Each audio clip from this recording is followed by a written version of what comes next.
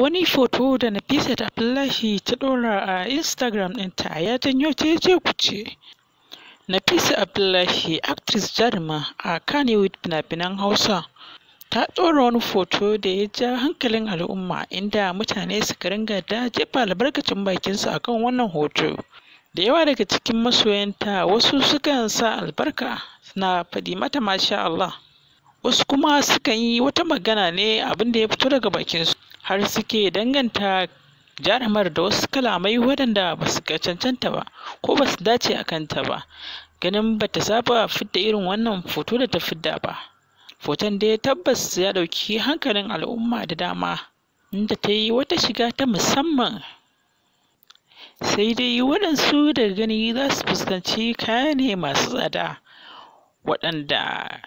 ko a cikin jarumai ba kowace bace take iya saka kayan da jaruma Nafisat Abdullahi take sakawa, har take ɗaukan hoto da su take bayyana wa duniya. Ita duk ta yi hakan ne domin burge masoyanta, wasu kuma a gefe suke ganin kamar hakan ya saɓa wa dokar addini, tunda hoton duk zai iya jan hankalin jama'a da yawa. Tabbas ba yabo babu fallasa fa, hoton ya fita sosai, ko ni na yaba da irin hoton da ta ɗora, kuma ina daga cikin ma'abota kallon wannan jaruma,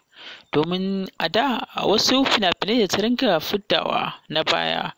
waɗanda fina-finai ne wanda sun ja hankali sosai, sun yi nuni da faɗakarwa da ma ilimantarwa baki ɗaya.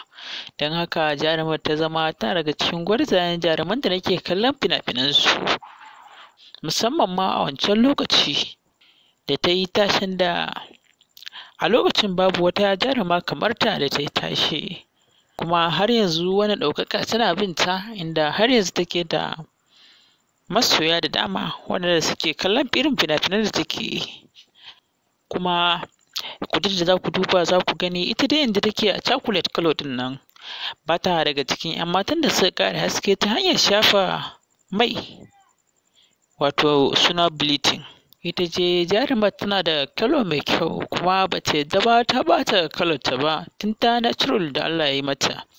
Jaruma ce wacce take iya ɗaukan duk wani acting da ya zo mata ta ɓangaren komai, domin ta gwanance a ɓangaren duk wata harka ta jarumtaka, harkar fina-finai ko 'ya'ya ko kuma ta zuwa